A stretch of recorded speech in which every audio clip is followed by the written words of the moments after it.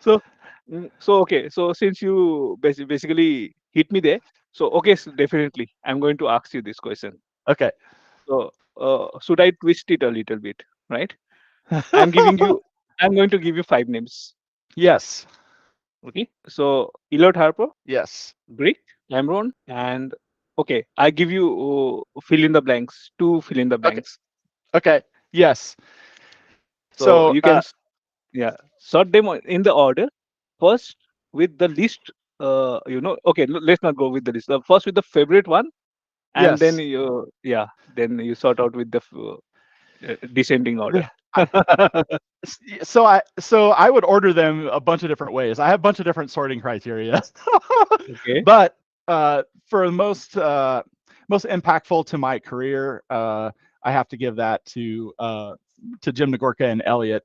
Both of those guys changed the trajectory of my life in a good way. And I've been grateful for their help, and have been inspired by both of them to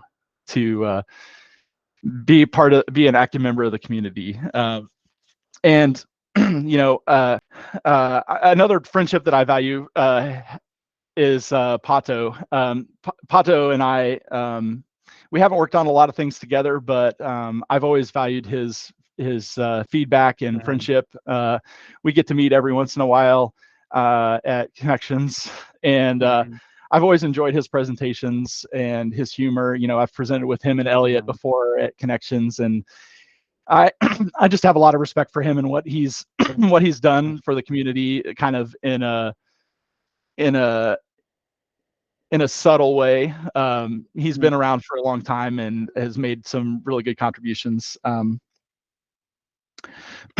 I already mentioned Cam. Cam is just Mhm. a huge advocate for the developer community as a Salesforce employee now, and he was a Mhm. huge advocate prior to joining Salesforce, but uh, now it feels like we have one of our own at Mhm. Salesforce, and that's good. That's good Mhm. all the Mhm. time. Yeah, he's a very good person. Yeah, Greg. So I recruited Greg to DEG from from Stack Exchange, Mhm. and that's how I got to know Greg. And he, when I left DEG, he was my manager. So he's a super talented guy, and I uh, the stuff and work that he's done on WS proxy and server side JavaScript is like other folks have said. It's the go-to. There's Yeah. no there's no other No. nobody else has spent as much time with it as he has, and um, so I'm appreciative of that for that. And Susanna, to the same. Mhm. I have more Susanna inspired code in my server side JavaScript than probably Greg, to be Mhm. honest.